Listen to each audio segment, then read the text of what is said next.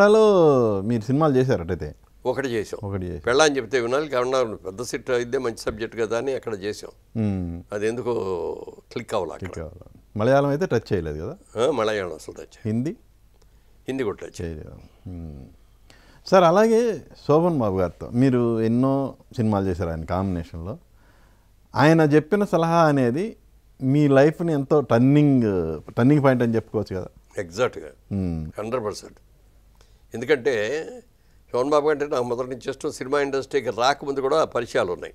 పరిచయాలు అంటే మన క్రాంతి కుమార్ గారు వీళ్ళు హనుమాన్ ప్రసాద్ గారు సినిమాలు తీసేటప్పుడు మొట్టమొదటి తల్లి కూతుళ్ళు అని తీశారు రామరెడ్డి గారి డైరెక్షన్లో. సెకండ్ సినిమా శోభన్ బాబు గారి హీరోయిన్, శారద గారి హీరోయిన్, శారద సినిమా టైటిల్ కూడా విశ్వనాథ్ గారి డైరెక్టర్. ఆ సినిమా రాజమండ్రిలో తీశారు మొత్తం. ఆ సినిమా షూటింగ్ జరిగేటప్పుడు క్రాంతి గారు హనుమాన్ ప్రసాద్ గారు రావచ్చు కదా కూడా ఊరి సరదాగా గడపవచ్చు రావు అన్నాడు. నాకు సండే తప్పదా ఖాళీ ఉండదని ఒక సండే మాత్రం వెళ్ళేవాడిని అక్కడికి.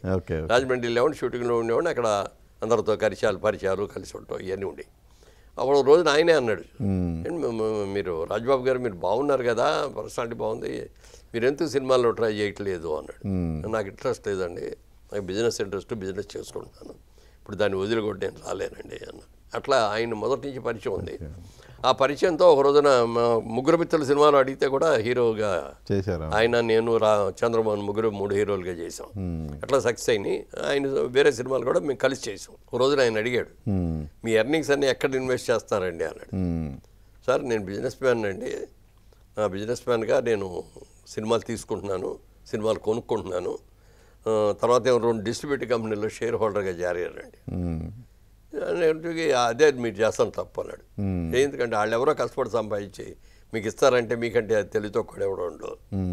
మొదట మీరు సినిమాలు తీసుకోవడం బాగుంది, మీరు సినిమాలు కొనుక్కోవడం బాగుంది, అది ఓకే, కానీ ఇది మాత్రం కరెక్ట్ కాదు అన్నాడు. లేదండి అట్లా జరగదండి, చాలా మంచి వాళ్ళే నేను. మంచి వాళ్ళే, కానీ పరిస్థితులు బాగోక ఏదో 2 కంపెనీలు కూడా దివాళా తీసి ఇద్దరు మూసారు. మీకు వాటి వల్ల ఎంత నష్టం అండి? దాంట్లో నాకు చాలా నష్టం వచ్చింది. ఒక సాయి కృష్ణ ఫిల్మ్స్ అని ఇప్పుడు అది విజయవాడ కేంద్రంగా పెట్టి తీశారు. దాంట్లో మొట్టమొదటి చేరినప్పుడు కృష్ణ గారు చేరారు, దాసరి నారాయణరావు గారు చేరారు, నేను చేరారు, అందరం చేరాం. తర్వాత నేనేమో నా సినిమాలు హడావిడిలో షూటింగ్లో ఉండేవాడిని, ఎప్పుడు వాళ్ళు వెళ్ళలేదు వాళ్ళ దగ్గరగా. ఒక్కొక్కళ్ళు జారిపోయారు దాంట్లో వచ్చి. దాసరి గారు దాచిపోయారు, కృష్ణ గారు దారిపోయారు, చివరికి నేనే మిగిలాను అనమాట. అప్పుడు ఆ డిస్ట్రిబ్యూటర్ కంపెనీ మేనేజింగ్ పార్ట్నర్ నేను ఇద్దరే మిగిలాం. అది నాకు తర్వాత ఎప్పుడో తెలిసింది. తెలిసాక అయ్యో బాబు మనం కూడా ఎందుకు వాళ్ళంతా వాళ్ళు వద్దనుకున్నప్పుడు మనం ఎందుకు ఉండాలని వెళ్ళి ఆయన దగ్గరికి వెళ్ళి అడిగేవాడిని, ఏమన్నా నన్ను కూడా నేను కూడా తప్పుకుంటానండి, నా లెక్కలు చూసి చెప్పండి అంటే అదే 2 అకౌంట్స్ అవి చూసేసి నెక్స్ట్ మంత్ వచ్చినప్పుడు ఫైనలైజ్ చేద్దామండి అనేవాడు. ఆ ఫైనలైజ్ నెక్స్ట్ మంత్ అని 1 year 1.5 years చనిపోయాడు. ఈ తర్వాత షార్ట్గా ఆయన చనిపోయాడు, సూసైడ్ చేసుకున్నాడు. ఆయన చనిపోయిన తర్వాత ఆ కంపెనీ మీద బోల్డెన్ అప్పులు ఉన్నాయి, బయట నుంచి తెచ్చాను ఫైనాన్స్. వాళ్ళందరూ నా దగ్గరికి వచ్చారు, ఏమంటే మా కంపెనీ ఇంత ఇవ్వాలి, మీరు ఇవ్వాలి. నాకేంటి సంబంధం అయ్యా, నా డబ్బులు పోయినాయి, మీ డబ్బులు కదా, నా డబ్బులు నేను పెట్టి అని కూడా పోయినాయి, మీరు కంపెనీలో పార్ట్నర్ కదా, మరి మీరే ఇవ్వాలన్నాడు. ఆడిటర్ని అడిగితే తప్పదండి ఇవ్వాలండి, కంపెనీలో పార్ట్నర్ అంటే ఇక అంతే. నా మీదకి వచ్చారు. వస్తే నేను చెప్పాను, నాకు సంబంధం లేని దాని మీద మీరు అందరూ వస్తున్నారు, నేను ₹1 మీ దగ్గర నుంచి తీసుకోలేదు, మీరెవరో నాకు తెలియదు, నేను ఎవరో మీకు తెలియదు, నేను ఆర్టిస్ట్గా మీకు తెలిసాను తప్ప బిజినెస్గా ఎప్పుడు ఆ ఫిల్ము ఆ కంపెనీలో నేను రాలేదు అంటే. లేదండి తప్పదంటే, ఓ పని చేస్తాను నేను, మీరు ఎంత అప్పులు ఇచ్చారో డేట్లు వేసి అమౌంట్స్ ఇవ్వండి, వడ్డీ మాత్రం ₹1 కూడా ఇవ్వను, అసల్లో 50% ఇవ్వగలను నేను, అంతకంటే ఎక్కువ కావాలి అనుకుంటే కోర్టుకు వెళ్ళండి, అంతవరకు అయితే ఇస్తాను నేను అని చెప్తే ఒక 6 రోజులు అయిన తర్వాత అందరూ వచ్చి అట్లాగే ఇవ్వండి అన్నారు. అలా సెటిల్ చేసాం. అప్పుడు దాకా సంపాదించిందంతా దానికి సరిపోయింది. అదొక పెద్ద షాకు, ఇద్దరు కూడా పెద్ద షాకు, 2 పెద్ద షాక్స్ తప్పుకున్నాం. సో శోభన్ బాబు గారి సలహాతో మీరు ల్యాండ్ తర్వాత ఆయన అన్నాడు, ఆయన ఏమంటే మీరు చెప్పినట్టే జరిగింది, 2 కంపెనీలు మూతపడిపోయినాయి అని. మరి నేను సరే అండి, నా సంగతి సరే, నాకంటే పెద్ద హీరో, నాకంటే ముందు వచ్చారు, నాకంటే ఎక్కువ రెమ్యూనరేషన్ తీసుకుంటున్నారు, మీకు బోళ్ళంత డబ్బులు వస్తున్నాయి, ఇవన్నీ ఎక్కడ ఇన్వెస్ట్ చేస్తారండి అని అడిగితే ఆయన ఒక మాట చెప్పాడు, ప్రపంచంలో భూమి అనేది 1/3, 2/3 సముద్రమే ఉంది. ఈ 1/3లో కూడా మంచు పర్వతాల్లోకి వెళ్ళి ఎవరో ఉండలేము, కాపురాలు చేయలేము, పర్వతాల మీద చేయలేము. కాబట్టి రాబోయే రోజుల్లో ల్యాండ్కి డిమాండ్ పెరుగుద్ది, జనాభా విపరీతంగా పెరుగుతున్నారు రోజు రోజుకి. అందుకని నేను ల్యాండ్ కొనేస్తాను, ఎక్కడ దొరికితే అక్కడల్లా ల్యాండ్ కొనేస్తాను అన్నాడు. ప్రతి రూపాయి దాని మీద ఉంచేస్తాను. భలే పాయింట్ చెప్పారు కదండి, అందరికి తెలిసిన పాయింట్ అయినా ఇది ఇట్లా ఆలోచించలేదు కమర్షియల్గా అని. అప్పటి నుంచి మనం ఉందని మెడ్రాస్లో ఉండగానే అప్పుడు నేను చేసేది చిన్న హీరోలా గారి చేశారు, పెద్ద హీరోలా వాళ్ళంత రెమ్యూనరేషన్ ఎప్పుడు తీసుకోలేదు. ఆ ఉన్న డబ్బులతోటి ఎక్కడ వేగేజాలు దొరికితే అక్కడ స్థలం కొనుక్కోవటం, లేకపోతే ఏదైనా ఇల్లు దొరికితే ఇల్లు కొనుక్కోవటం, లేకపోతే ఏదైనా ఫ్లాట్ కడతా అంటే ఫ్లాట్లో ఫ్లాట్ తీసుకోవడం, అట్లా చేసుకుంటూ వచ్చాను. ఇక హైదరాబాద్ వచ్చేసిన తర్వాత ఏమైందంటే ఇక అప్పుడు నాకు క్యారెక్టర్ రోల్స్ రాలా.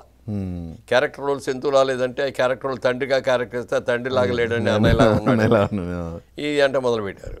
ఇక లాభం లేదు, దీన్ని నమ్ముకుంటే మనం ఇది అవ్వలేము, ఇదే నమ్ముకుంటే మనం బిజినెస్లో దిగుదాం అని చెప్పి అప్పుడు సోమన్ బాబు గారు చెప్పింది గుర్తుకొచ్చి రియల్ ఎస్టేట్ చేద్దామని అక్కడ ఉన్న ప్రాపర్టీస్ మెడ్రాస్లో ఉన్నాయని అమ్మేసి టోటల్గా డిస్పోజ్ చేశారు. టోటల్గా అంటే ఇల్లు మాత్రం ఉంచాను. అప్పుడు మిగిలిన డబ్బులు తీసుకొచ్చి ఇక్కడ స్టార్ట్ చేసాం. 2-3 పార్ట్నర్స్ని కూడా కలుపుకొని చేసాం సక్సెస్ఫుల్గా బాగా జరిగింది. కొన్ని రోజులు అయిన తర్వాత వద్దు పార్ట్నర్స్తో వద్దు, మనం విభేదాలు రాకముందే విడిపోవటం బెటరు, మనమే చేసుకుందామని అనుకున్నప్పుడు సిలికాన్ కౌంటీ అని ఇదివరకు కేఎస్ రామారావు గారి స్టూడియో అవును అది కొన్నాం. అది తీసుకొని దాంట్లో కట్టేటప్పుడు సగం అయిన తర్వాత దానికి ఇక్కడ లోకల్గా అమ్మటానికి ఇష్టపడలా నేను. ఎందుకు ఇష్టపడలేదంటే ఊరు బయట అంట మొదలెట్టారు. తర్వాత నేను ఎన్ఆర్ఐస్తో చేస్తాను, ఎన్ఆర్ చాలా కంపెనీస్ తిరిగి నేను బిజినెస్ చేశాను. బాగా జరుగుతుంది అనుకున్న టైంలో అక్కడ న్యూయార్క్లో వరల్డ్ ట్రేడ్ సెంటర్ మొత్తం ఇది అవటం, దాంతో వాళ్ళందరూ బిగిసిపోయారు. మన డబ్బులు జాగ్రత్తగా ఉంచుకోవాలి, ఇలాంటివి ఏమైనా జరిగితే బెట్లా అని. ఆ టైంలో వర్క్ ఆపకూడదు, ఏం చేయాలి, మెడ్రాస్లో ఇల్లు అమ్మేద్దాం అని అప్పుడు వెళ్ళి మెడ్రాస్లో ఉన్న ఇల్లు కూడా అమ్మేసి ఆ డబ్బులు తీసుకొచ్చి దీని మీద పెట్టి అది పూర్తి చేసాం. అది పూర్తి అయిన తర్వాత చాలా బాగుందని అందరూ వచ్చి ఎగబడికి ఉన్నారు. ఇక ఆ తర్వాత ఇక అది కంటిన్యూ అయింది. ఇప్పటికీ కూడా జయవేరి మేము ఆలోచించింది ఏంటంటే మనకి ఎంత లాభం వచ్చింది అన్నది కాదు, మన దగ్గర ఇన్వెస్ట్ చేసి మనం నమ్మి వచ్చిన వాళ్ళకి ఎంత లాభం జరుగుతుంది, వాళ్ళు సాటిస్ఫై అయితే వాళ్ళే వస్తారు మళ్ళీ మన దగ్గరికి అనే పాలసీ తీసుకొని ఇది చేసాం. ఆ రోజు నుంచి ఈ రోజు ఎక్కడ పేపర్లో అడ్వర్టైజ్మెంట్ ఇవ్వండి, ఎక్కడ ఎవరిని చేయడం, ఎవరు మీడియేటర్స్ ఉండరు, ఎవరికి కమిషన్లు ఇవ్వం. మనం ఇచ్చే కమిషన్ ఏదైనా సరే కొనుక్కుని అడిగే తగ్గాలి, డైరెక్ట్గా వాళ్ళు మన దగ్గరికి రావాలి, మనం వాళ్ళకి అమ్మాలి అని అనుకొని చేసాం. ఇప్పటికి కూడా బ్యానర్ వాల్యూ కూడా మూలంగా కానీ ఏదైనా కానీ మనం బాగా చేయటం మూలంగా కానీ ఇప్పుడు కూడా అడ్వర్టైజ్మెంట్ అనేది లేకుండా బిజినెస్ చేస్తాం.